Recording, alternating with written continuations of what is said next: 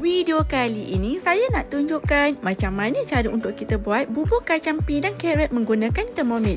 Jom kita buat.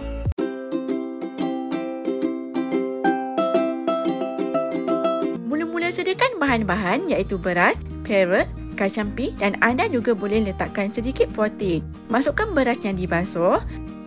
Kemudian masukkan kacang pie, masukkan carrot, masukkan air. Tutup dan masak selama 25 minit suhu 98, speed 1.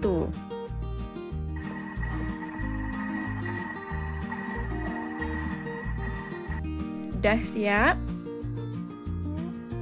Hasilnya tekstur bubur sedikit kasar untuk bayi 6 bulan. Tutup mixing bowl dan kisar selama 10 saat, speed 8 atau 9. Dah siap. Scrape down guna spatula. Hasilnya, bubur lebih halus dan sesuai untuk bayi 6 bulan. Sedia untuk dihidangkan untuk si comel anda.